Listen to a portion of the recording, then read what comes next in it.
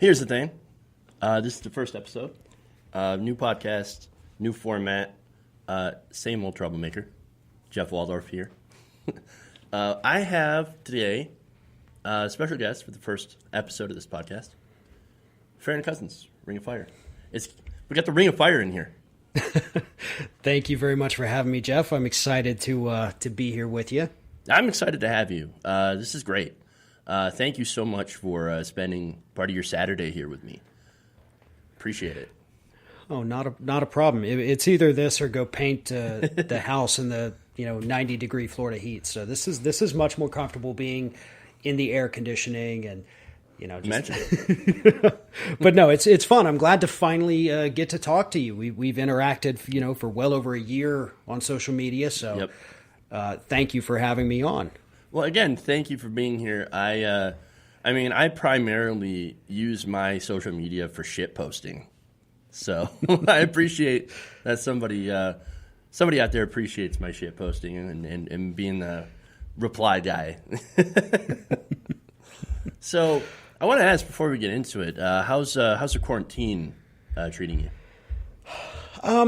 It's okay. I mean, there's ups and downs. My wife is a teacher, so she's still having to do her lessons for the remainder of this school year. And at the same time, both of us, I'm working from home too, so we're also trying to do the lessons for our kids. Mm-hmm. And also keep them entertained enough so that we can still function to work. So it's ups and downs. We've, I don't want to say it's been super awesome, but it is nice because everybody is obviously spending a lot of time together. Mm-hmm. And so, I mean, you gotta kind of see the silver lining of it, I guess.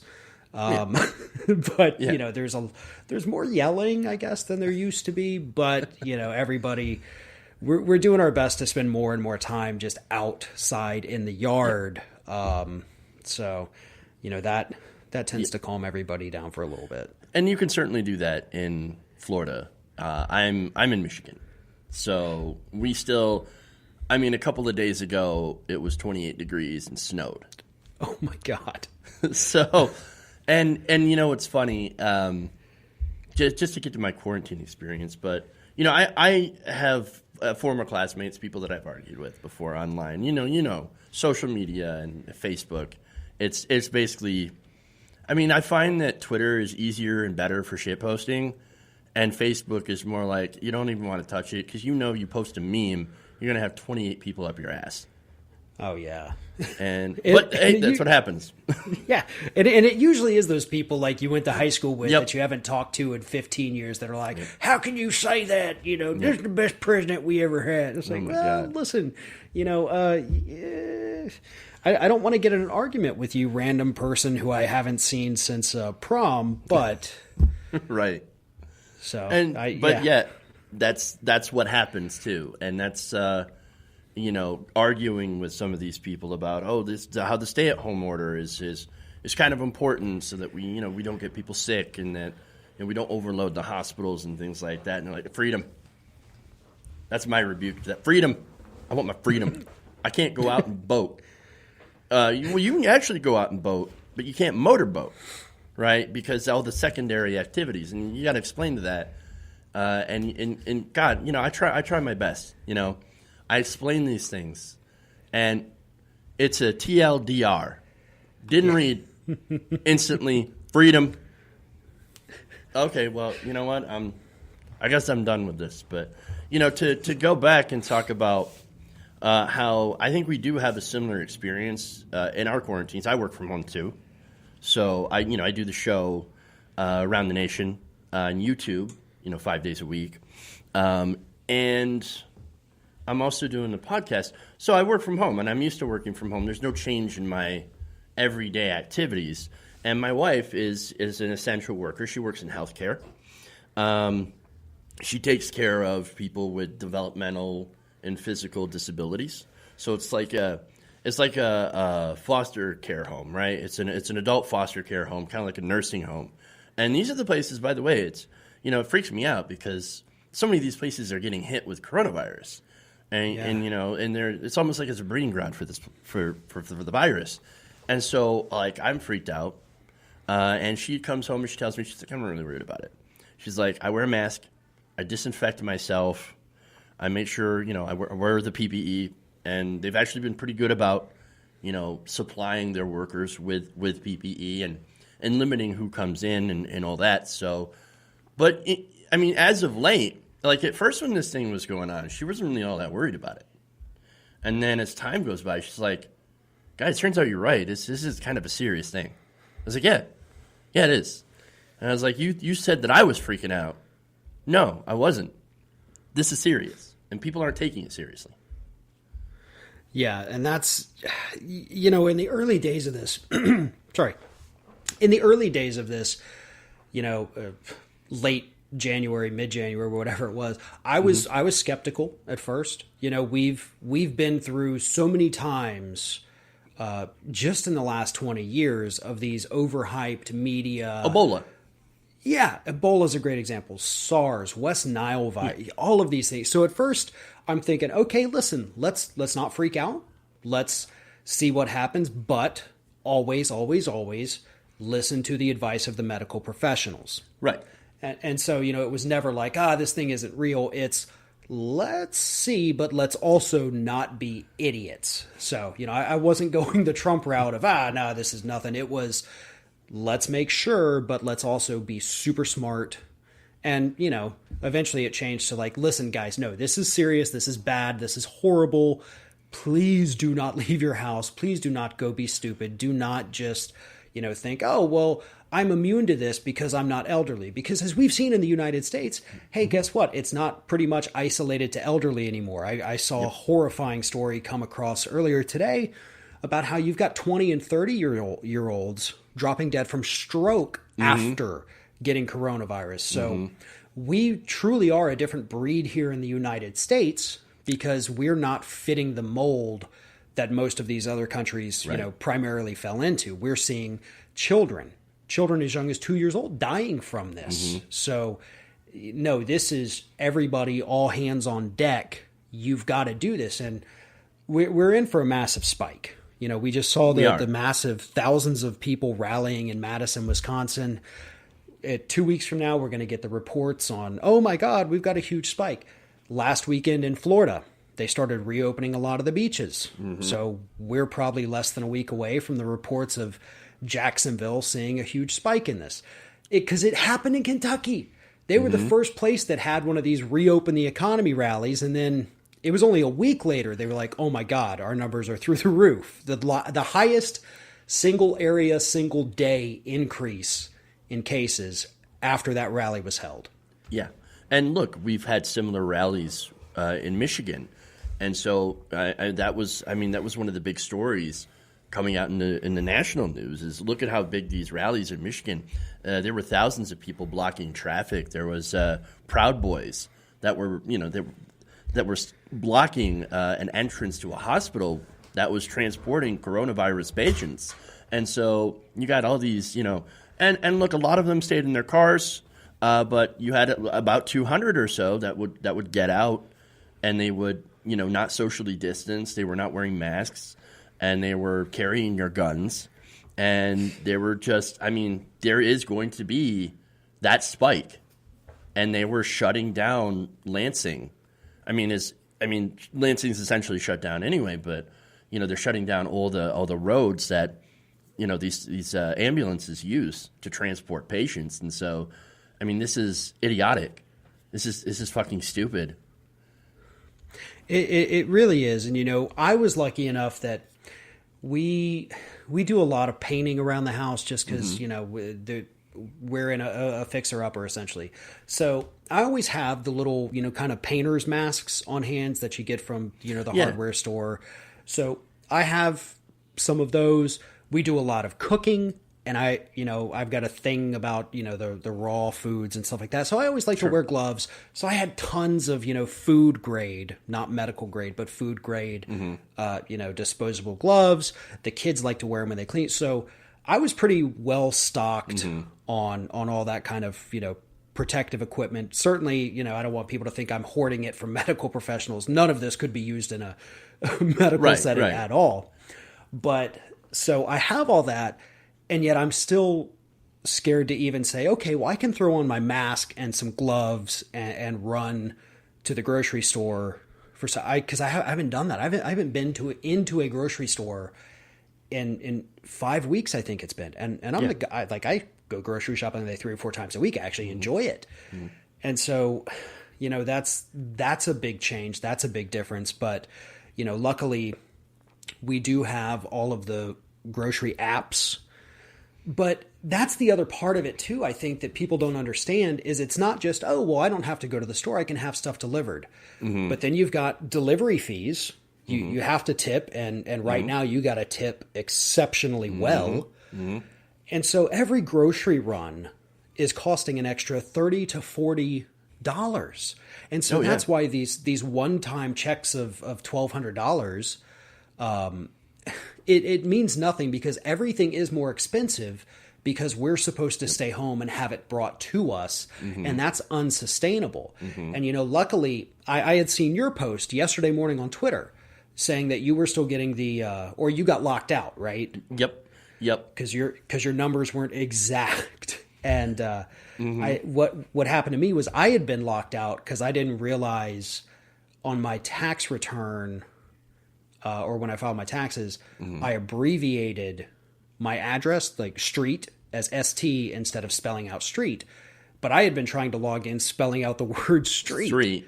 Yeah. So finally yesterday I thought, well, let me try it. So I got in, and yes, I obviously qualify for the full amount and put in my bank account info, but who knows when that's going to come. And I'm already out hundreds of dollars just from the added expenses of having things delivered because I'm not going to risk my health. I have pre-existing conditions that make me high risk. My daughter does, my son does.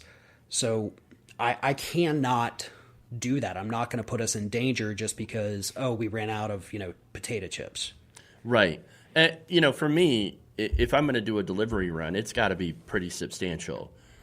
And so, I'm always like, okay, we gotta order enough to qualify for free shipping, because that's an added expense that I don't necessarily need. So I understand. I've been doing that, and normally, my wife and I, we shop at the Aldi's normally, right? Well, they don't deliver, so none of the delivery places go to Aldi's, which is a lot cheaper, and they actually do treat their employees pretty well. Those are the stores where you can, if you're running the register, you can actually sit down, and they pay their workers pretty well. Yeah, I believe it's a German operated store or owned store, and so they've exported their labor practices, and so I feel comfortable shopping there, and they got pretty cheap food, but it's decent. Like every once in a while, you can find this gigantic lasagna, which is amazing, for like $10, and it feeds it could feed you for like 2 days. I swear to God. So I can't go there anymore, though. I don't have a mask. My wife has masks, and she says today, I'm going to go out to the store when I get home from work, and I'm gonna buy some things. I'm not gonna wait for your delivery. But she's, like I said, we got hand sanitizer. She's got the masks and everything that she has to wear from work, and so she's like, I'm gonna brave it. I'm gonna do it. So sad day. If it happens, it happens. But I'm going to try to be as safe as I can to go out there. Yeah, because there's like we just said, it's not always an option to just stay home, and so you do have to venture out for those essentials. And I'm in an area that hasn't even necessarily been hit super hard with the virus, but we are seeing our cases in this area spike.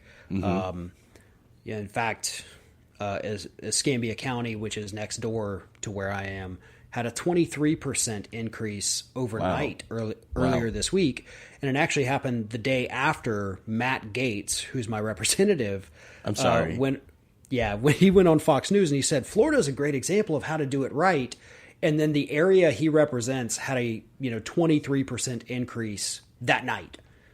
Wow. And he's out there saying, we're so good. No, we're not. We're keeping it under control a little bit here, because this is not a hugely populated area. But if you, because I still drive around every now and then just to listen to music and get out of the house for 10 minutes. Yeah. And I drive past a Lowe's. That Lowe's, that parking lot is packed. There are, I guarantee you right now, there's probably 300 people in there just shopping. And Wow. it bugs me because I'll go through the parking lot and you'll see people coming out. They don't have masks. Some of them carrying small children. Oh. And it's just, you're the people who probably think we should be injecting disinfectants. You may be buying the disinfectants to go home and inject them. I don't know. But you're the reason this stuff is lasting so much longer, because you're not protecting yourself and you're not protecting others. You think you are immune, or that you can't get sick. It's not going to happen to you. And that's the overall problem with America, is we always have that thought. As a country, it's just well, it's not going to happen to us. We're better than that. We're Americans. And we're getting slammed, harder than anybody else now. Yeah, we're literally leading the world in cases and deaths now. And that's actually a pretty good segue, because I wanted to talk a little bit about the injection of the disinfectants, right? So, you've probably already heard this, but this is our illustrious president talking about injecting bleach. Right, and then I see the disinfectant where it knocks it out in 1 minute. And is there a way we can do something like that by injection inside, or almost a cleaning? Because you see it gets on the lungs and it does a tremendous number in the lungs. So it'd be interesting to check that. So that you're going to have to use medical doctors with. But it sounds interesting to me. What a fucking moron. This guy is the stupidest, the dumbest person I think I've ever seen. And I've seen dumb people. I used to think, do you remember back to the good old days when we had, what's that guy from Texas? I forget his name. Bush? No, well, yeah, he was also really, really dumb. Louis Gohmert. Oh, Louis Gohmert. Gohmert, yeah. You remember when Louis Gohmert was the dumbest congressman in America, and we were like, look at that stupid ass. Nobody could be dumber than this guy. Wrong again. Life was like, hey, hold my beer. We are going to out-dumb Louis Gohmert. It's so... Well, I was going to say, the funniest thing to me is the fact that, on Friday, because he said these things on Thursday. So on Friday, you get Breitbart, you get Daily Caller, you get Scott Adams, the Dilbert guy. Oh, jeez. They're all going out there and they're saying, no. He didn't actually say inject yourselves. The liberal media is lying. They're fake news. Oh, Breitbart, we did a fact check of this. And then after they come out with all of their crazy, he didn't actually say this, he comes out, undercuts all of it, and says, oh, no, I said it. I was totally being sarcastic. And so now, I think it was Breitbart. It was either Breitbart or Daily Caller. I forget which one. They're all the same. Yep. And they had to come out and issue a correction on their fact check and claim, okay, the author didn't mean it was actually a fact check. It was just his opinion. It's like, my God, you guys could not be in any more of a pretzel trying to twist your way out of this. Wow. You already lied about what happened. Then you have to lie about lying about what happened. And it's amazing, though, the links that these groups will go to defend any and everything he says, even though there's now been, I think, 30 cases of people in the state of New York ingesting disinfectants. In Kentucky, there's been over 100 calls from people asking, is it safe to do that? Like, that's even dumber. Like, I understand there's people out there who absolutely would inject these things. But the people who are sitting there wondering, like, well, maybe could I? Like, no, you should know. Either be dumb enough to just fucking do it or just don't. Like, how can you be so dumb as to sit there and actually probably have conversations with your friends and be like, guys, what do you think about this? I mean, I got some Lysol wipes. We could, wring them out and, get the needles going. No. But don't do it. He said it and they believe it. It's amazing. It really is amazing to me that there are people dumb enough. And look, when Lysol, the manufacturer of Lysol had to come out yesterday and talk about, hey, don't listen to our moron president. Obviously, I'm paraphrasing here, right? Please don't listen to the president of the United States when it comes to. Did you ever think you would ever hear those words? Like, don't listen to the president. Please don't inject bleach. Like, think back in 2014, 2012, right? You've been around for a fairly long time doing this, right? I've been doing this since 2012, 2013. If somebody came to me and they said, in 2020, there's going to be a viral plague, right? And our president, our commander-in-chief is going to be Donald Trump, and he's going to be telling people to inject bleach. I'd be like, what the hell kind of shit are you on? And can I have some? Because that's got to be good shit. We've been I've been with Ring of Fire since August of 2004. So in all my years of doing this, a little over 4 years of covering the Bush administration, 8 years of Obama, a little more than 3 now of Trump, this truly is the dumbest thing I've ever seen. Because even Bush, as dumb as he was, as much as he butchered the English language, as many people as he got killed with the Iraq War, he was never just flat out this stupid openly about what was happening. And he never would have gone out there, like Trump would and been like, no, we've had no civilian deaths in Iraq. Absolutely not. You're lying. You're lying to me right now. But Trump would. Trump is the kind of guy who, if he launched a war, he would go out there and say, no, we haven't had a single U.S. troop killed. All of our drones have only hit their targets and their targets only. Even if they were in the middle of a crowd, we only got that one guy. These are phenomenal drones. They're the best drones ever. Only the bad guys have died. In fact, we've actually had more people say, we love you, America, and they've signed up for our military. No. Nobody knows drones. Nobody knows drones like I do. Let me tell you, tremendous drones. Bush was dumb, and he had no ethics, but he didn't think he could get away with behaving the way Trump does, at least not in public. I'm not trying to be an Ellen DeGeneres here and say Bush was our friend. No, Bush is a piece of crap, and Trump is only marginally worse than him, and that depends on the metric you're looking at. But well, I mean, if you're looking at and that's that opens up a slightly interesting tangent, right? Side discussion. When you look at Trump and his drone war, right, and the drone strikes, he did say that, no, I'm going to go after not just the terrorists, I'm just going to go after their families too. And he's done that. And that's one reason that he's got 93% popularity among the Republican Party is that he is insanely cruel and insane. So it's everything they want kind of rolled up in that one package. And so, when he tells you, I'm gonna do the worst thing, he will do it because he actually does mean it. When he tells you he's going to do good things, he doesn't mean it.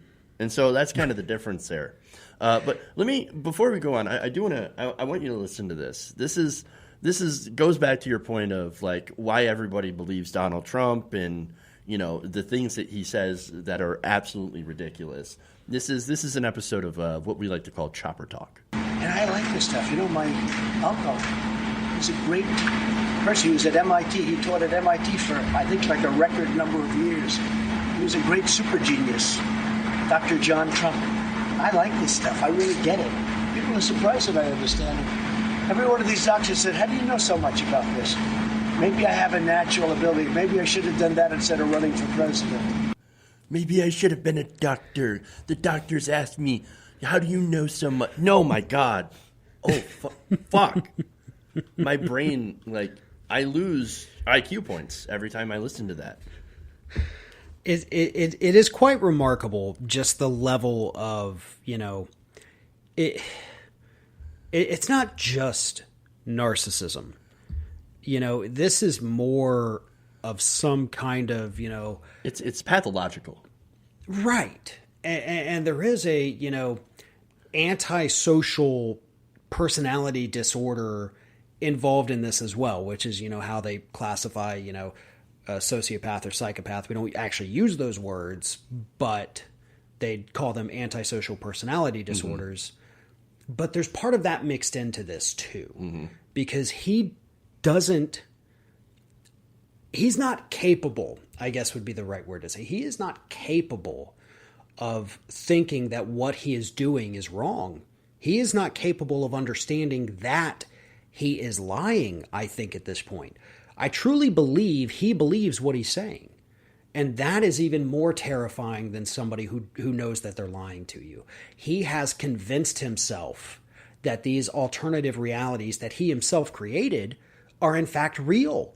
And he is now living in this world. And the problem is he has, for his life, surrounded him with people who reinforce it. And that's the other side of the coin here. You know, Kellyanne Conway will never talk to or about Trump the way her husband does, who, by the way, her husband is still a very horrible, conservative Republican whose goal is to pack the courts with Republican judges. So he's not a savior of the resistance either. He just doesn't like Trump. He likes what he does, just not the wrapper that it comes in. So that to me is still enabling. You can't say, I don't support Trump, but then you say, but I agree with what he's done here, here, here, and here. You either support him or you don't, and that they can't do that. Yeah, this is what frustrates me with the you mentioned resistance, right? And a lot of these, you knew it was going to go here, didn't you? You know, you've got so many of these never Trump Republicans now that have come over to the Democratic Party. And these are people like Jennifer Rubin and, some of the worst people that helped lead us into the Iraq War that are now saying, oh, no, we're invested in the Democratic Party now. And so because we're never Trump Republicans and we're part of your resistance, and we can't have anybody like Bernie Sanders. We can't be progressive. We still have to do the same things the Republican Party does policy-wise. But as you mentioned, they don't like the wrapper. They don't like the fact that Donald Trump is, he is unmasked what the Republican Party truly stands for. He is the id. I've said before, he's the id of the Republican Party. Do you agree? Oh, 100%. And, just to expand on my metaphor, the way I always describe it is, they love the candy, but they don't like the wrapper.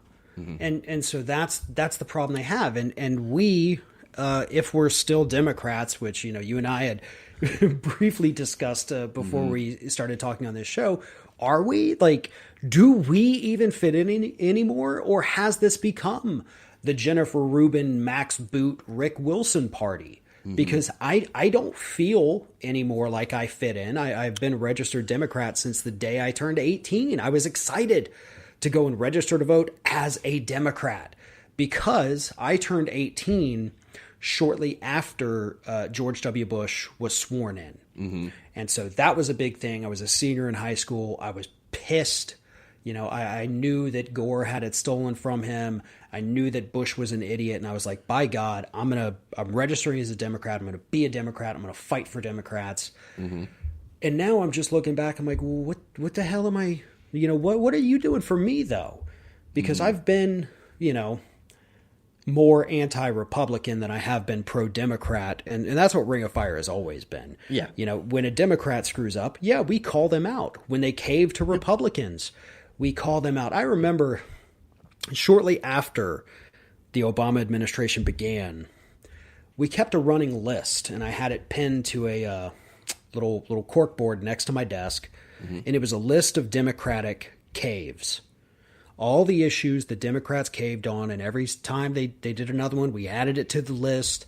We used it on the radio show. We used it on the TV show because we had to hold them accountable. Right. But at this point, it's no longer holding them accountable or calling them out. They clearly don't care. They clearly didn't learn. So instead of me thinking certain Democrats don't fit in, it is me thinking like maybe I'm the wrong one here. Maybe this isn't for me, not for them. Where's my place? Right. Yeah. So my history, with the Democratic Party. I was during the Iraq War in the invasion. I was a senior in high school, And so, living in small town America, everybody was in war fever. Basically, yeah, let's go invade Iraq. I was like, I don't know. That might not be a good idea. But I didn't say anything about that because you do. You're like, oh, what are you, not American? What are you, the Taliban? And this is, rural Michigan, but still, we got those people. And so, whatever, didn't like the wars, but generally, I'm blue-collar labor, right? So I'm working class. So my first job was in a factory, right? And I worked in factories. I've worked in retail all the way up till probably about 2010, right? And so, yeah, I was always, side of pro-labor. I've been in a union, and I've seen unionized shops versus non-unionized shops. And there's a huge difference. You get treated much more fairly, much better in a unionized shop. And so that's kind of my history with that. And so I started getting involved in Democratic politics around 2010, 2011. I was like, oh, yeah, I'm excited to be a Democrat. In 2008, I voted for Barack Obama. It was my first election. And so I had a roommate that voted for John McCain. I was like, why would you vote for John McCain? And he's like, because Sarah Palin's hot. Oh, and and John McCain's a war hero. And so I like that. But mainly I just want to nail, Sarah Palin. Oh, for God's sakes. No, what did you vote for Obama? I don't know, hope and change. I like hope and change. What's going on isn't working for us. And so that was kind of my first taste, right? Of like, the populist rhetoric. I like what we started about change. Because at that time, back then, I considered myself, I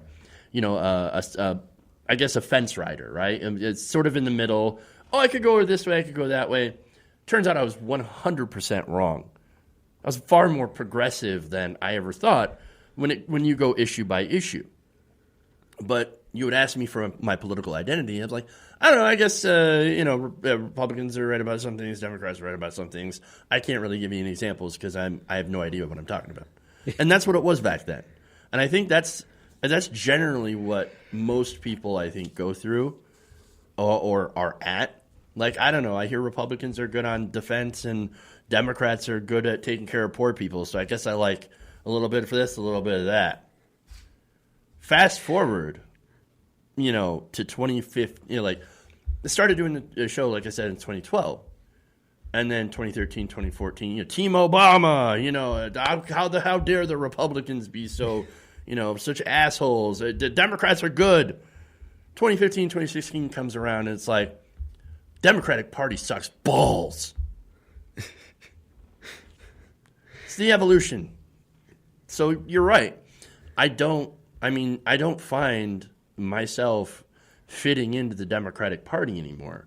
It's almost as if when you look back, because it's easy to say like, well, look, I'm not a Democrat anymore. I don't feel like a Democrat anymore because the party has left me. When in reality, you just got to look back in the past and realize they were never really there for you ever at all. It feels right. like. Right. Certainly not. You and I've got a couple years on you, but for the most part, we're in that same kind of age bracket. Yeah. For our whole lives, the Democratic Party has been what it is today, which is masquerading as this party of the people. Right. But, we're not against giving corporations some special treatment here. We're not against loosening up some regulations every now and then when it's, politically convenient. And the Republican Party, on the other hand, has given nothing to our generation for our entire lives. Not a single thing. But the Democrats have, on occasion, given us a little bit of something. Like a half measure here and there, a little bit of a bone. Like Obamacare, right? So that's the one example I think that every Democrat will point to as basically the only thing that they've done. Which, look, they've done some other things, but you really can't point to that because most of those things are defensive maneuvers to keep certain other things in place, right? Like protecting voting rights, protecting women's reproductive rights. But you wouldn't have to be defending that if the Republicans weren't always mounting massive assaults. So it feels like the Democratic Party is always on the defensive against Republicans, and that the Democratic leadership points to those things and says, well, at least we're protecting the status quo. Okay, but you're not pushing us forward. Right. And you know what gets me too, though, about the social issue aspect of it is a lot of the culture war is straight up manufactured by Republicans to distract the Democrats. Because if we think back just in the last 20 years, how many times the Republican Party has controlled the House, the Senate, the White House, and the Supreme Court, and the majority of state legislatures. If they wanted to actually do these things, they had the power, they had the authority, they had the majorities all over the country. They would have done them. So they use them as both rallying cries for their base. To an extent, I know there are plenty out there who do want to do things, and they are trying to do them. We've seen states do it, so don't get me wrong. But they throw it out as red meat to the base, and then the Democrats have to say, well, oh crap, now we got to go. We got to figure this out because they're going to do this. And no, if you left them to their own devices, most of them wouldn't actually go along with this because they understand these are not really popular opinions. You know, you might go to your rally and everybody there agrees that women should never have an abortion, but you step outside that rally, you're not really going to find actual human beings who want that taken away. And they know that, but they know they can rile their base up with it. And so some of these, again, there are very real measures out there, pieces of legislation to take these rights away. And we do have to fight those. But sometimes it's all talk from the Republicans, but Democrats fall for it. They get into these traps, and it does so much damage because it prevents them from doing anything real. And now, again, I have to reiterate, obviously, there are genuine threats to voting rights, to women's reproductive freedoms and all of those, and we do have to fight those. But, it's not always, crystal clear because Republicans have had the chance to amend the Constitution and make these things permanent, and they've chosen not to. So not only to kind of, add into that, not only is it something that Republicans use as a distraction, but I do think that there are Democratic leaders out there that look at this distraction as a positive thing as well. So now they can pivot to, well, we got to defend these rights against those dastardly Republicans who are, and you say, in a lot of examples, are going after to try to chip away for those from those rights. But also, they kind of breathe a sigh of relief and say, okay, all we have to do is just focus on those social issues, and we can tell our base, hey, don't worry, we're working for you. We're trying to protect your rights and all that. And then they also can keep taking money from the donors. They can take money from Big Pharma. They can take money from health insurance corporations and real estate corporations, and then not do anything about the economic issues that are facing the country. Because, hey, look, the social issues we got to protect. We got to do something with those social issues. Well, and I think a good example of that is Republicans taking money away from Planned Parenthood. It's not because they actually think Planned Parenthood is out there just this abortion factory. They know that the federal money doesn't go towards that whatsoever, but their base thinks it does. So you cut funding for Planned Parenthood, you close down these clinics, it hurts women tremendously, but who does it benefit? Well, it benefits the healthcare industry because there's one less competitor. A low-cost competitor that women no longer have the option of going to. So now they have to go to these hospital corporations, to these doctors who are getting gobbled up by the hospitals. I mean, for the most part, you go to your local doctor now and you get a bill. The bill's not coming from your doctor. It's coming from the hospital where that doctor is, basically a subsidiary. And it's, or at least, that's our experience down here in this area, where you have the big Baptist hospital chain swallowing up these local doctors. The doctor I've been going to since I was, I think 8 years old is now part of a hospital. So I can't pay him. I can't pay them. it has to come through the billing of the Baptist hospital system and yada, yada. And they always misbill because on my well visits, they still try to charge me $300.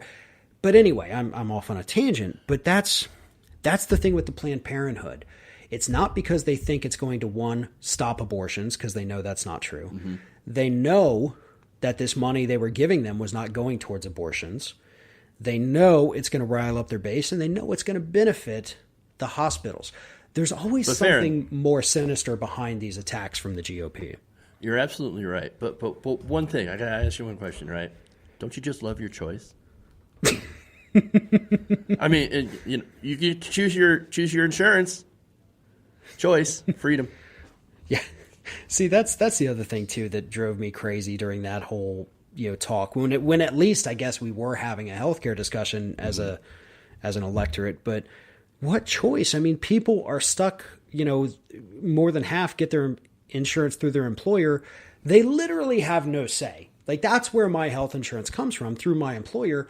I have no say in that whatsoever. My choice is yes or no. Right. And because of the pre-existing conditions and the, not $400,000 a year salary, I can't afford to go out and buy it on my own. That would literally, I get, like most people, 2 paychecks per month. It would cost me more than one whole paycheck to buy it on the exchange. I've priced it out to see if it was cheaper. No, is the answer to that. So yeah, no, I can't give up 50% of my salary. So those are the choices. Either half my salary through the private exchange, or take what my employer's given me, and I have no real choice in that one either. So it doesn't sound like you've got any choice whatsoever, is what you're trying to say. No, the choice is high deductibles and high copays, or the most insane premiums in the world with high premiums and high copays. So yeah, I mean, you can't win, and it's by design. I remember back when I was still on my parents' health insurance when I was in college, and anytime I went to the doctor, the copay on that, no matter what it was for $20. I had my appendix taken out in 2004, and it cost me, because of their insurance I was on, cost me $100. That's it. That is all I had to pay. $100. Boom. Appendix gone. Wow. But that was, my dad had spent 30 years as at the phone company. Mm-hmm. He was in the union. They had fought for years and years and years for these kick-ass healthcare plans. And that was about towards the end of the time when they had those healthcare plans. Mm-hmm. Because then they started getting rid of the unions. And then the healthcare expenses for this group started going up. And it was really almost an instantaneous thing when all of this shifted as a country. Because in the 90s, nobody was talking about health insurance and healthcare all that much. I mean, I know, granted, I was in middle school and high school, right, but I was still paying attention. Healthcare was not a thing that people were all that concerned about, because you'd get a job, you'd get health care, then it's, $20 to go to the doctor, $10 to pick up any prescription. That was it. Mm-hmm. But when we started killing the unions more fervently, when those last few ones started dying off because the corporations told people it'll be better without the unions, costs skyrocketed. When these pharmaceutical companies started being allowed to do the direct-to-consumer advertising, mm-hmm, costs skyrocketed. They spend more on advertising each year than they do on research and development. And that includes what the government gives them for research and development. Still more on advertising. Yeah, and that's why we're paying such high costs, so they can recoup what they spent on those fun little ads you see. Yeah, the ads that you spend any time watching television at all, you get 40 of those ads. Yeah. Like, who are those marketed towards? They don't seem to be marketed towards me. Because I can't call up and go, I want that medication right now. Go ahead. Well, I was just going to add that that's what that turned us into as consumers too, and that's why doctors hated it until the drug reps started telling doctors it was a good thing. But anyway, consumers then started walking into their doctor's office, and instead of listening to the doctor, they started telling them what they wanted. They would go in and say, hey, I just saw a commercial for this thing called, Vioxx. I want that. I have lots of pain, and Vioxx is supposed to fix my pain. Give me this pill. And, we've been doing this a long time, so I've heard these stories for years, and I'm working at the law firm, with the people who handled the Vioxx cases. And when the doctor would say, well, no, you don't really need Vioxx, the patient would say, well, I appreciate your time. I'm going to find a new doctor. So they do all this doctor shopping. They find the doctor that's willing to give them whatever drug it is that they saw on the television. Oh, man. And it spiraled out of control from there. But it really, I wish a lot of folks understood that there was a time when it wasn't like this. The free market itself did this to us because we let it grow unchecked. But we've let it grow unchecked so long that it's not a matter of, okay, let's just trim it back. Let's start putting in regulations now. No, the forest grew out of control, and the only way to fix it now is to burn it to the ground. And I know that sounds extreme, but Medicare-for-All is literally the only option. That is the only thing. They are not going to lower their prices for us. They've been given the opportunity. They've been publicly shamed. They've appeared before Congress and called out on their lies, and they don't do anything. Right. So the only way to fix it is to kill it. Right. And so, that gets me, of course, to the other thing that I wanted to talk about is how they're fighting so hard against, still, even now that Bernie Sanders has dropped out. And, of course, Bernie Sanders was the only candidate that was pushing Medicare for all. Now they're trying to deny Bernie Sanders enough delegates to get put on committees to change the DNC and their platform. In fact, there's this article from 538 that does note that there's still 24 contests left. Right? There's still a primary. And a lot of us, I think, have forgotten about that. You probably haven't, but a lot of people have forgotten about that because right now we're in the middle of a global pandemic. But we do have, primaries coming up. We do have, we'll see if we have a New York primary. I don't know anymore because they're looking at canceling that. And the reason I think that they're looking to do that is to deny Bernie Sanders as many delegates as possible. In fact, I'm going to go here and read a little bit from 538 for a second. Apparently, Bernie Sanders could lose a number of his delegates heading into the convention, delegates that he's already won, right? And that's according to DNC's 2020 delegate selection rules. Any candidate who's no longer running will lose their statewide delegates and have them reallocated to people still in the race. Well, who's in the race? Joe Biden. Why does this matter? Because if Bernie Sanders doesn't get 25% of delegates, he cannot get representatives on the convention committees, and we will literally have no representation in those committees. I know they want to do this, but right now all I can think of is Bernie needs to straight up just say, you know what, I'm back in this. I'm not going anywhere. I'm still actually running for president, especially, as you very well know, with all of the news that's come out in just the last, 36 hours? Maybe just 24 hours it's been? But, Biden's not the guy. Not only is he a horrible choice to put up against Trump, in terms of putting this country on the path that it needs to be on, he's also not that guy. Joe Biden could have the squeakiest, cleanest record of anybody.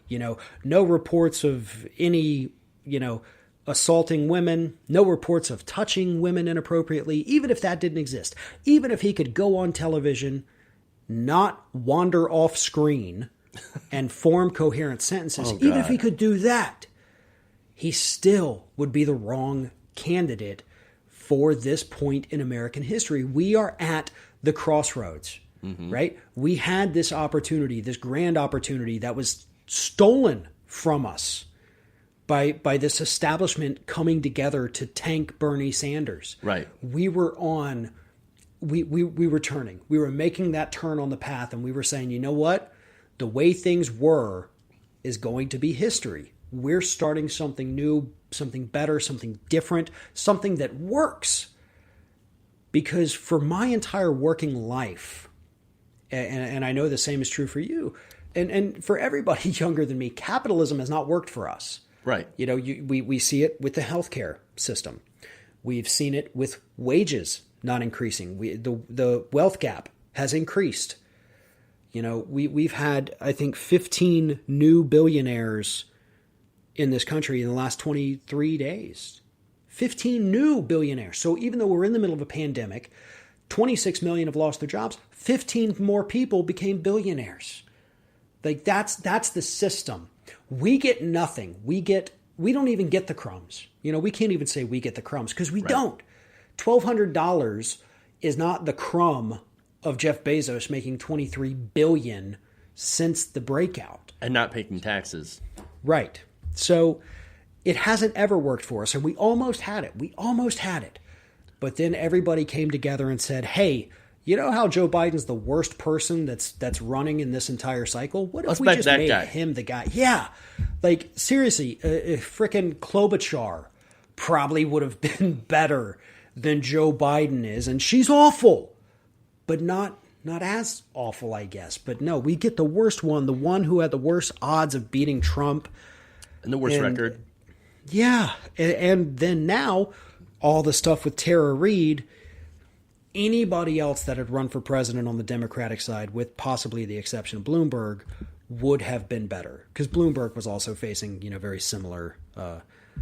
It's kind of funny. But it's kind of funny how, Elizabeth Warren went and destroyed Bloomberg on those sexual assault allegations. But yet Elizabeth Warren has not mentioned Tara Reade at all. No, and actually, just a few moments ago, I got on Twitter just to double check. I was like, let me see what Soledad O'Brien has said. Oh, God. Well, the last 48 hours, all she's talking about is Trump says inject cleaners. She's still on that. Yes, it's crazy, it's stupid, but there was breaking news in between then, too. Mm-hmm. Alyssa Milano on her Twitter feed has said nothing about it, but saying nothing about it is almost worse than even trying to defend it at this point, because it shows they know this is real. If you try to defend it or downplay it or debunk it, you're being active. If you're silent, then that's when somebody realizes, oh shit. So it's so strange because the Krasen bros have right now more integrity because they're actually out there trying to, failing to debunk it, but they're trying, right? Yeah. Whereas Soledad O'Brien is saying absolutely nothing. Who's got more integrity, right, at this point? I mean, we've got a super low bar here. Right. And she can't even clear it. She can't even fucking clear it. It's amazing. But they're going to have to, and they're going to be in this position. But with this new, Larry King video, it's a lot harder to try to say that Tara Reade is making this up. Yeah. And it's also very disturbing that CNN, because this was when Larry King worked at CNN, CNN knew this. CNN knew this had happened. Yeah. And I look at what Ryan Grimm said on Twitter yesterday, because he, broke the story in The Intercept. Mm-hmm. And then the Media Research Center, the right-wing answer to Media Matters, I guess, they put out the actual video. And it's, as Ryan Grimm pointed out, like, they knew it. They had it. They had been waiting to put it out probably until we got closer to the general election to hurt him. But now they had no choice. They had to go ahead and do it. And I guarantee you CNN was the same thing. CNN knows what happens on their network. Larry King knew what happened on his net. Well, I mean, I don't know how old the guy is if he remembers much, but that's not a dig at Larry King. It happens. Yeah. But they knew. They had it. And if it hadn't come out now, it would have come out at an even worse time. We could reverse course. We're not going to, obviously, but we could. We just won't. Yeah. So you bring up the Ryan Grimm piece from The Intercept. I have it. I have part of it. And I also have that audio recording from Larry King. So, Now, from Grimm's piece, Reade has claimed to various media outlets, including The Intercept, Katie Halper's show as well. So I don't know if you've listened to that interview. It's an excellent interview where she explains what happened to her. Very difficult to listen to, but Katie Halper she's been on it. And so big credit to her. She basically told her mother, a close friend, and her brother about the harassment, and to varying degrees of detail, the assault of the times. Again, this is from Ryan Grimm. Her brother, Colin Moulton, and her friend, who asked to remain anonymous, both confirmed they heard about the allegations from Reade at the time, back in 1993. Reade's mother, unfortunately, passed away in 2016, but both her brother and a friend confirmed that Reade had told her mother and that her mother had called in and had originally urged her to go to the police and then called in to Larry King's show, and this is the audio of that. San Luis Obispo, California. Hello. Yes, hello. I'm wondering what a staffer would do besides go to the press in Washington. My daughter has just left there after working for a prominent senator and could not get through with her problems at all. And the only thing she could have done was go to the press, and she chose not to do it out of respect for him. Or she had a story to tell, but out of respect for the person she worked for, she didn't tell it. That's true. Now, but these are the people who do come to the Lois Romanos, right? The staff worker who says, I want to let you know about what's going on, even with my boss or the guy down the hall. And a lot of these people have a sense of obligation. They feel that this public official should be accountable if it's something They're wrong. whistleblowers to the press. So let me just point out, Lois Romano, right? Lois Romano doesn't believe Tara Reade's allegations. She just doesn't. And she's blocking people on social media who point it out. Isn't that amazing? She was literally there in 1993. She knew. She knew. I think most of the people, who had been there at that time, they knew. And I think one of the most ridiculous arguments we see is that, well, other women haven't come forward, so it's kind of hard to believe her story. And no, it's really not, because we've already seen what they have tried to do to Tara Reade. And I don't think there's any women looking at that, whether it's against Biden or literally any other man on the planet. Right. They're looking at that and they're saying to themselves, you know what? I don't think I want to go. I'm not going to be a victim twice. I'm not going to be a victim twice. Yeah, I'm not going to put myself through the meat grinder. I mean, look, that's exactly what it is. It's a media meat grinder. If you're going against somebody like Joe Biden, and you remember Joe Biden has 7 different complaints against him. Lucy Flores was the last one, and look what they did to her. Right. And that's, when they say there's no pattern of this kind of behavior. Ridiculous. There's patterns of similar behavior. It doesn't always end up in assault. If Joe Biden always thought he could get away with inappropriately touching somebody, suppose that day, the Tara Reade day, he could have been having a real bad day. He could have been, not feeling quite himself. You know what I'm saying? Like, there could have been anything that pushed him over the edge to go from slightly gropey to full-blown assaulty, I guess. And maybe it was a one-off, but that doesn't mean it didn't happen. Mm-hmm. That doesn't mean that it's not who he is capable of being. Mm-hmm. We've seen these, the crime of passion, whatever it is.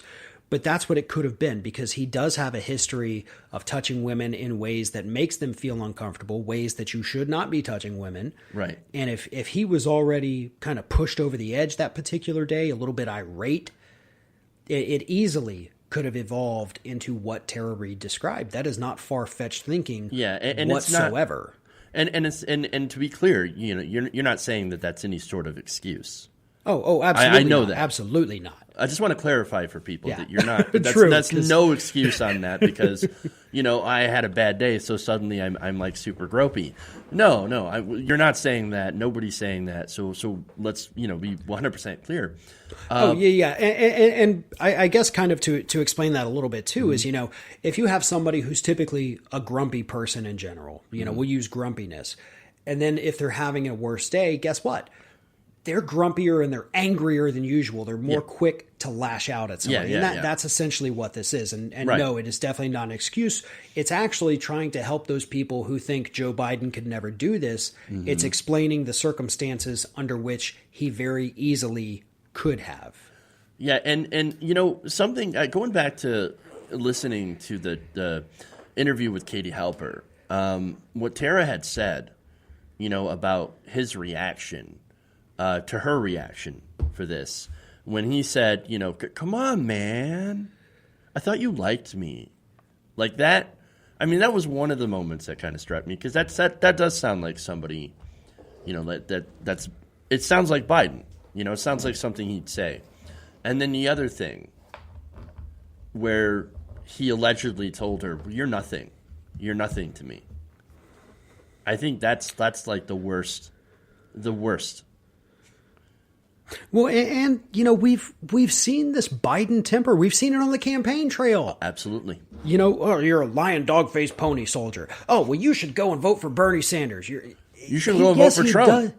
He does have this temper. He does get mad when somebody questions him or tells him he's wrong. Why, you're getting nervous, man. Exactly. Like, so no, I find it more far-fetched to think that Biden's not capable of doing this. Exactly. But it's going to be interesting. We're in for a hell of a week, hopefully, with these establishment types finally having to address this. And when they try to deny it or say that Tara Reade is lying, which, you know, there's going to be plenty that do that, we got to call it out. Mm-hmm. And all we're asking for is for Joe Biden, one, to address this, and for two, Tara Reade's claims to be given the same kind of chance that the claims against Harvey Weinstein were given, that the claims against Epstein were given. Donald Trump. And yes, I mean, good God, every time a new woman comes forward accusing Donald Trump, you know, they talk about it nonstop. Well, and they forget about it pretty quickly too. I mean, let's not forget E. Jean Carroll. Yep. But they do cover it. You know, they get front page coverage in magazines and newspapers, and Tara Reade gets treated like, you know, she never existed, or as Biden said, that she's nothing.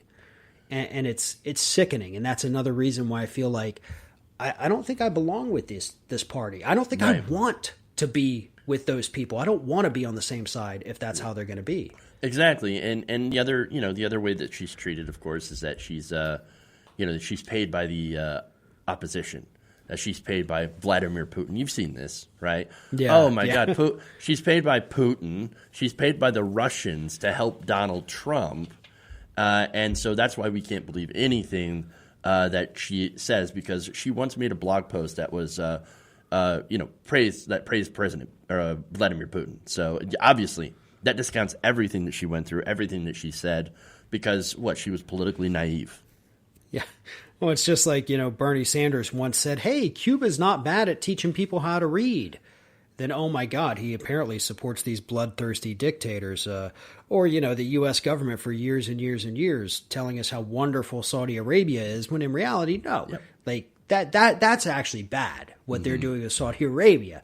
The way they're trying to hoodwink us into thinking they're not out there murdering people or, you know, sponsoring missile strikes in Syria that hit busloads of children on a field trip.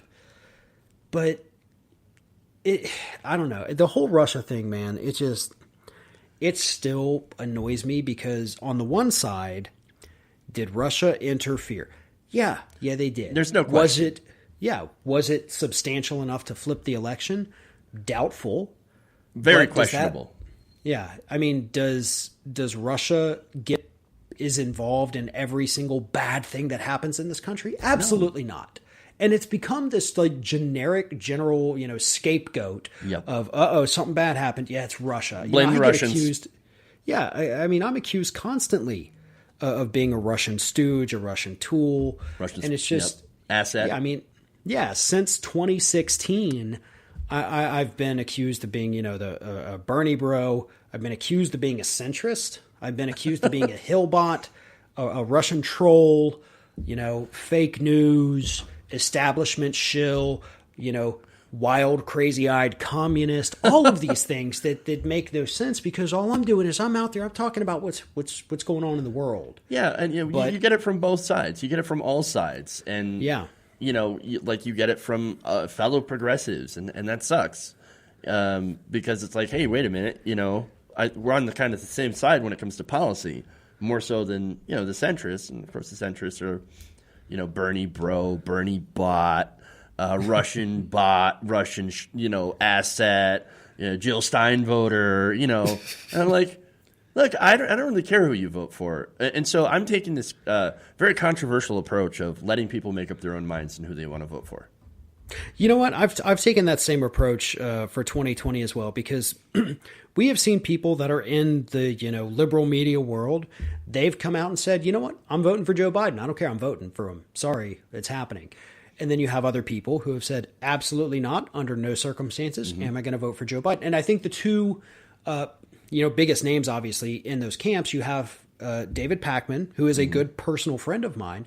And he came out, I guess it was earlier this week, maybe a week before, he said, hey, I am voting for Joe Biden. Kyle, on the other hand, came out and said, I'm definitely not voting for Joe Biden. Feel free to blame me if he loses. I don't care, And I don't think either of them are wrong. Yeah. And that's what's weird. Yeah. Look, Kyle's a good friend of mine. And so I see his position as, all right, you gotta do you. You know what I mean? Yeah. Like I am not gonna, blame you. I am gonna say that's you standing up for, your own principles. And as far as Pakman is concerned, he's standing up for his own principles. And I think for this case, he's saying, I believe in harm mitigation more so than, progressive policy at this point. And so both sides you can understand, because this is a very difficult election, I think, for all of us. This is the most difficult election I've ever seen. And so here we see everything turning out to be what it looks like to 2016 Redux. We're stuck in this shit situation with a shit sandwich and a giant turd. And so, what do? Like, well, I voted for a shit sandwich back in 2016. Did it turn out? No, we got giant turd. So what do? We're in the exact same situation, presented with essentially the exact same choice. I would argue, actually, that Biden's worse, because not only do you have alleged mental decline, right? We see it. We see that there's some sort of issue that he can't form a coherent sentence. But then we already have somebody who's president who also can't form a coherent sentence. I mean, Tolerated. Right? I mean, what is this? So we're stuck in the same situation, but worse. And it's really insane to be told that we have to do the same thing that we did last time that ended us up in the worst situation. And unfortunately, I mean, that is exactly where we are. But again, I'm not going to. If Joe Biden loses, there is no part of me, one, that's even going to think that it's because of anybody on the progressive side, or two, that would make me even blame them. They did what they felt best, and I'm not going to fault them at all. I'm not going to blame them. I'm not going to hate them. No more voter shaming.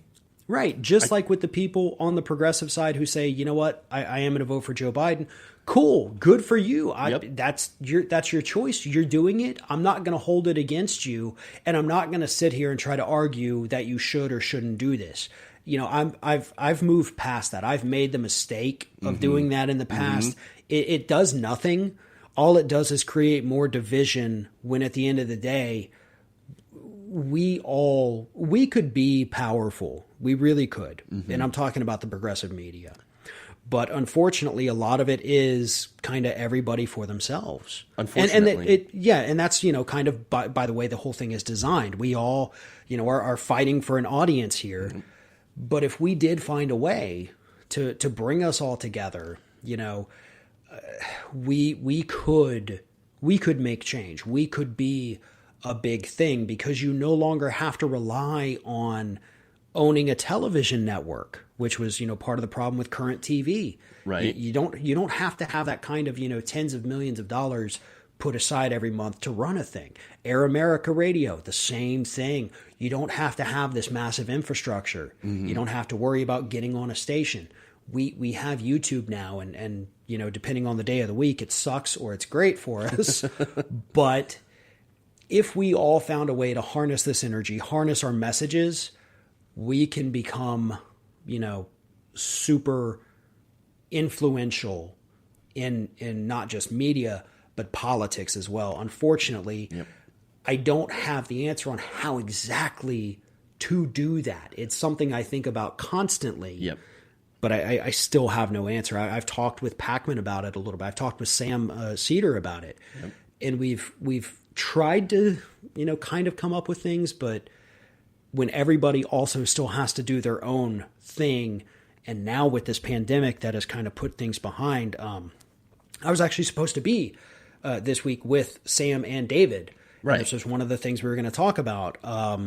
So it's kind of put everything behind, but it is something that hopefully as we move forward, all of us can get together on and, you know, truly make something universal and powerful. I think you and I are absolutely on the same page when it comes to that. You know, I started out doing a show called TYT Community, right? So that was my first foray. And the whole purpose was to get everybody together, right? To do shows where we get together and harness the progressive message. It didn't exactly work because, as you did mention before, we're all kind of on our own.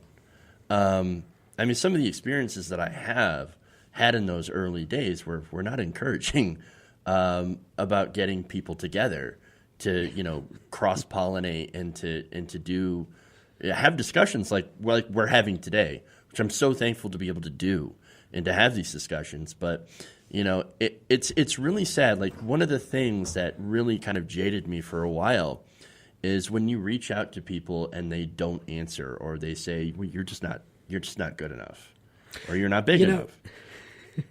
You know, I was on with the Surfs the other night, and that was actually something I brought up because through years and years and years of being the producer on Ring of Fire Radio, which I stopped doing several years ago, but you know, we still have it.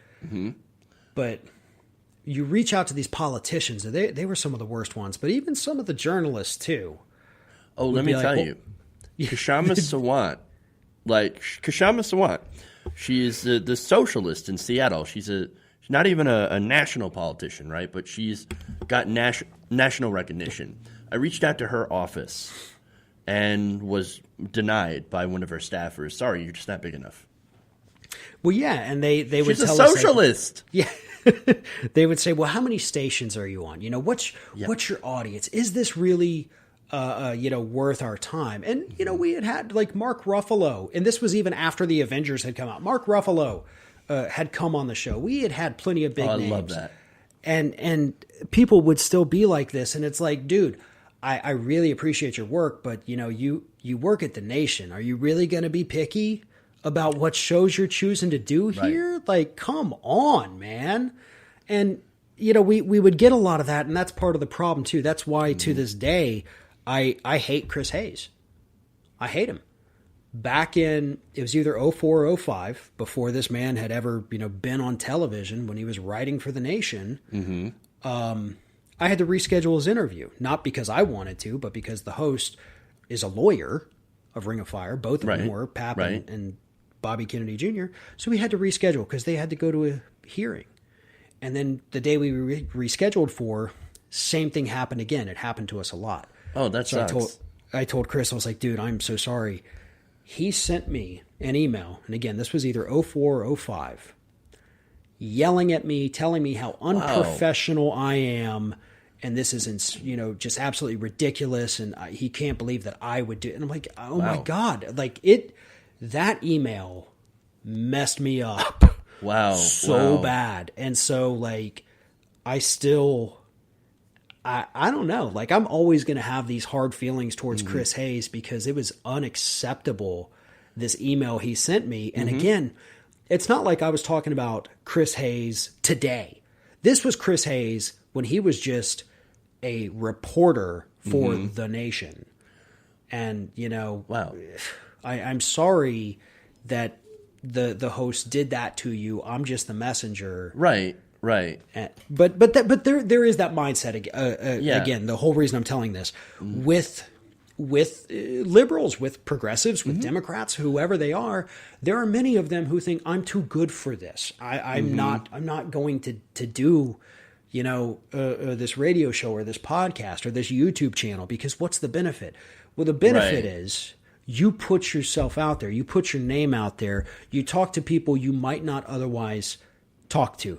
Right. Are we all a bunch of Joe Rogans out here with millions of listeners? Nope, No. definitely not. No. But does that mean we're not valuable in some way? No, we are. It's about the message. Yeah.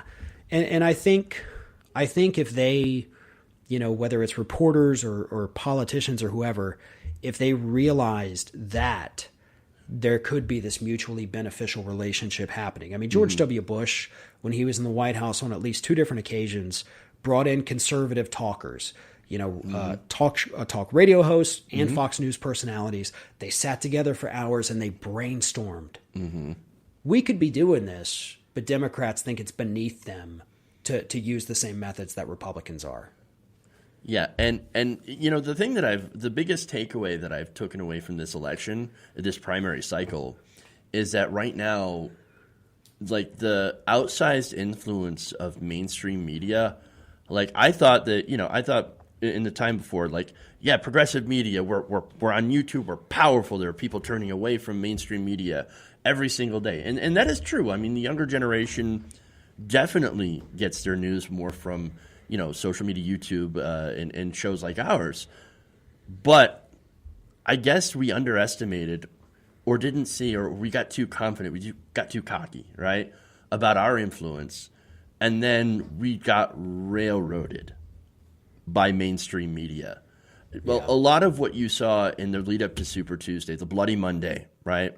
All those endorsements by, you know, Amy Klobuchar, you know, with the Klobumentum, and, you know, these establishment figures, right? You saw that, and what happened? We got steamrolled. And I think a good portion of that too, as you mentioned, obviously, yeah, we thought one thing and we got shown the other, but Exactly. It also goes to show why we need to band together a little bit more. You know, individually, each of us, our channels, you know, they're doing good. You know, again, depending on whichever day of the week YouTube wants to use which algorithm. Yeah. But for the most part, you know, we're all doing okay. We've all got large audiences that are growing steadily still, and we've got to share more. We've got to interact. We have to do cross-pollination, really. And until we do that, we'll never have that power that we pretend that we do. Right, and you know, going to, you know, the growth of YouTube. I mean, I've actually seen a stagnation on my channel. You know, we hit March, and suddenly our subscriber numbers fell off a cliff. You know, we had actually many days in March where we lost more than we gained, which had never really happened. We'd have days where we'd get a net gain of, you know, 6. And this was after, you know, we were doing steady for a couple years now, 15 to 20,000 new subscribers every month, like just growing insanely. And then March hit and bam, that came to a stop. So I don't know what happened. It's righting itself now. We're still not up to the levels we were at, but we're slowly getting back there with the numbers each day. And what's weird about it too, though, is that our view numbers stayed the same. You know, we were still getting good views on everything. We just weren't getting people actually subscribing, and we were losing lots. And we kind of went back and pinpointed that's the time we started going hard against Biden.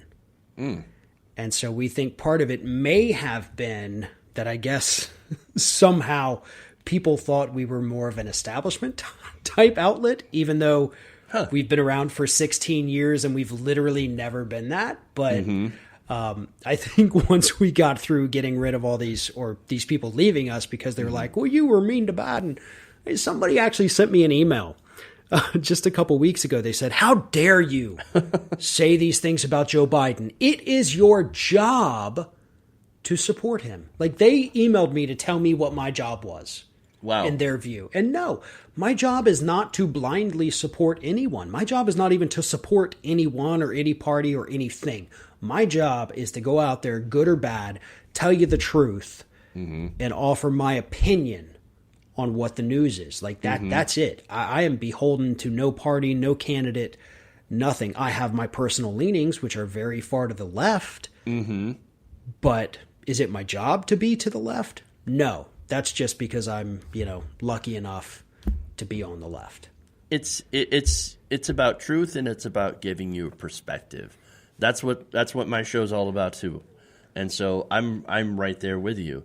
I've seen actually far more impact of algorithms on my particular channel. We've lost since September. I would say actually about October, November last year, 2/3 of our views disappear. Oh, God. 2/3. And then, our subscribers have essentially flatlined. And so we've been about 129,000 since, last year without really a whole lot of growth. It's just basically been maintaining itself. And so it's an absolute disaster what YouTube has done to smaller, independent, lefty channels that right now I say, still survive on getting those big viral hits, which just don't happen anymore. Yeah, I mean, those are difficult to come by. Yep. And, sometimes it's just, luck of the draw, if you want to call it that. Or, I've done plenty of videos where I'm like, okay, you know what, this is kind of a stupid one, but I guess it's a little bit of filler because I wanted to get that extra video up and that day. And then it blows up. Yeah. And then it's like I do this well thought out, like, passionate climate change video, and I look back after like 2 days and it's at like 3,000 views. Yeah. Like, are you kidding? Like, why? And so, we also have to be honest about what we do, because again, as I mentioned earlier, we have to fight for these views. So if I had it my way, like, my whole channel would probably be nothing but climate change. That's my biggest issue. That's my thing. I was an environmental writer for years and years and years and years. I've gone to these climate change forums and colloquiums. I have talked, sat down, just me and Dr. James Hansen in a room, and I interviewed him for like over an hour, and it was awesome. And so that's my thing. But if I did that, our channel would have like 2 subscribers, and one of them would probably be me from my personal YouTube account. Because people just they don't care. It's an important issue, probably the one. It is the and issue. They just don't care. And so we do we do a lot of anti-Trump stuff, and it's because if we don't, it dies. And I always try to segue every single one of those into a real, more important issue. Right. So it's like you have to kind of trick people into learning something. Yeah. And I know that sounds awful, but look, I think we all do it. We really do, because we have to. It's less of a trick. I more look at it like as you entice them with a little bit of candy, right? A little bit of fun, but then you sneak a little broccoli in there too. I was unsure where you were going with the entice them with candy. I'd like. You're right. Come get in my windowless climate change van so I can educate you. No. For me, my situation, like, my issue is healthcare. My issue has always been healthcare. So Medicare-for-All, and it really took off my advocacy, because I'd been in favor of Medicare-for-All for quite some time, but I lost my sister a couple of years ago, right, to a condition that she could have. If she had been able to have health insurance and visit an ER when she, because she died of a heart issue that she didn't know that she previously had. Well, if she'd been able to go to the doctor, the hospital, she'd still be here. And so that's my issue. and it's because it's personal to me. And so I talk about that. I try to talk about that a lot on the show. And yeah, you're right. If I focused on that solely, wouldn't have any views. So you got to do the Trump stuff. And it's a shame that we can't. It's almost like the way the corporate media censors their hosts, because they've got to do it because of the advertisers, and we got to do it because of the viewers. But in reality, we don't do it. We're not censoring our issues. We're not changing our topics because people won't, watch them. As you said, we're sneaking it in there. Yep. And I think that is helping to wake people up a little bit more, because it's not just about, hey, look at a stupid thing Trump tweeted, because you can turn those things into real, actual lessons. Right. And that's why, a lot of people who think, oh, well, I could start a YouTube channel. No, trust me, you've got to be able to turn something that you're not interested in into your conversation, into your lesson, really. And if you can't do that, one, this is probably not for you, but two, you may not understand the issues as well as you think you do. And it's also, you have to care about those issues as well. Yeah. I mean, so you look at a lot of the stories, and, Trump tweets the 9 millionth stupid thing that he's tweeted today, right? And you're like, I don't give a shit about this. But wait, how can I turn that thing that I don't give a shit about into something I care about, that I'm passionate about? Here's how we do it. You try to educate in that, and then have a little fun with the stupid. But then, at the end of the day, here's something that matters. Yeah. I mean, that's, art. That's what, it really is. And there's so many out there who are so much better at it than I am. So, but. Well, I look at you as one of those people that are better than I am. Well, I appreciate that. I wish I was even better at it. And, I hope I'm still getting better, but, to watch the way some of the others hosts out there handle these things and can pivot these things and make you care about things that you're like, wow, I thought this was going to be kind of a pointless thing, but you really you opened my eyes. Right. So that's always nice. And so we can all learn from each other, and hopefully our audiences are learning from us too. Absolutely. Because my big thing too is, even though I said, I'm not in anybody's pocket, it's not my job to support anybody. When I do criticize the Democrats, it's not coming from an I hate Democrats point of view. Exactly. It's y'all screwed up big time. Let me tell you why you screwed up. Let me tell you what you could have done instead. There's always that. Look, I like you. So here, let me help you. But with the Republicans, maybe not so much. Right. That is just like, you guys suck. You've always sucked, and everything you do is pure trash. It's weird because I've run segments before where I actually have to give a Republican some credit for doing the right thing. Like for example, climate change is your issue, you said, and I remember doing a story about a Republican, very conservative Republican, that's like, solar power, let's do it. And here's my plan to get everybody on solar and to reduce our emissions. Believes in climate change, and has a solar business and wants to do better. And I'm like, you're a Republican?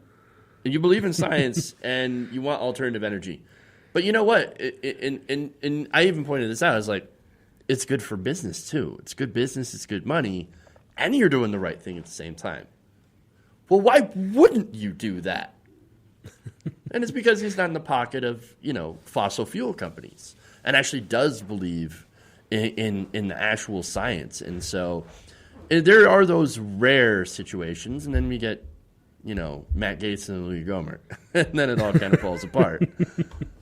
But on that, you give credit where credit is due, but then you go and you talk about the Democrats, and for me it's like, you suck, and I want you to be better. Why can't you just be better? Well, and a lot of the issue of why can't you be better is it's not like we've come up with some crazy unique idea that nobody else could ever think of. We're just saying, hey, what if you guys tried common sense? Like, not only common sense, but what if you also, I don't know, fought back a little bit? Like, those are the two things we're literally just asking the Democrats to do. Yeah. One, fight back. And two, just use common sense. Like 90%, I just saw it on Common Dreams, like an hour or two ago, 90% of Democrats support Medicare-for-All. 90%. And here we pick like the candidate who said... Who would veto it. Yeah, not only is it not realistic, but even if you were able to do it, I would personally kill it for you. Like, holy shit, Joe, you didn't even have to go that far. That was crazy. Yeah. But you did, and the Democrats said, well, he hates the one issue that I think is the most important, but sure, I'll vote for him. Why not? Well, I mean, at least he's not Donald Trump. And they can't make an argument that doesn't involve, well, hey, man, at least he's better than Trump. And that goes back to what you were talking about earlier, that you've been voting against Republicans instead of for Democrats for years and years and years. And it feels like we're still going to be in that boat for quite some time with the progressive movement as fractured as it is. Yeah. And I would love to, with the exception of 2008, because I was, suckered in by hope and change. Same. Every other election has been, well, I really don't like this Republican. This Democrat is weak, but at least they're not this person. Mm-hmm. That's what it was in 2004 voting for Kerry. Mm-hmm. That's what it was in 2012 for Obama. That's definitely what it was in 2016. But how many more times do I have to do that? Because I keep thinking, you know what, if the Democrats lose enough times, they'll learn their lesson. Well, they haven't, and I don't think they will. No. But then I have to look at me and say, well, wait a minute, how many times am I just going to do what they want me to do before I learn my lesson? Because I think it's time I learn, because I don't think they will. So I will say, you and I both in swing states, I haven't made a decision. Same. I haven't. If I vote Biden, it's going to be for one issue and one issue alone, and that would be climate change. Because even if Biden did nothing on climate change, it would still be better than the backwards path that we're on right now. And I know he wouldn't do nothing. He would certainly not go nearly as far as we need to. Of course. We are running out of time. And so if I voted for him, it would only be because of that. Right. But I don't even know. I don't even know at this point if that is worth it. If it's even enough to stave off catastrophe. So I'm undecided, and I hate that this. I don't know. It's hard to even articulate, because I get so angry internally because I'm wrestling with my conscience and my analytical brain. We're all there, and this is the situation that we again have been placed in, and we're on the same page. So it's not a page I like. It's a page we've all read too many times. No, you're absolutely right. All right. Look, Farron, it's been awesome. Thank you so much for spending so much time talking to me. This has been great. Well, I really appreciate it. I appreciate the offer, and yes, it's been a lot of fun. I'd love to have you on again. Absolutely, absolutely. We all need to do more with one another, cross-promotion, cross-pollination, whatever it is. Absolutely. We've all got to do this. Yeah, and so I'm going to invite other people on as well, and I'm going to try to do that with this project, and keep inviting great people on, like yourself and others. So, this is what we're trying to do. We're trying to build a left coalition of media personality to really grow, to grow this new media ecosystem together. Absolutely. I love the way that sounds. All right. Thank you so much again, Farron. You have an excellent weekend. Thank you to those at home who are listening to this. Here's the thing. Episode 1. See you guys later.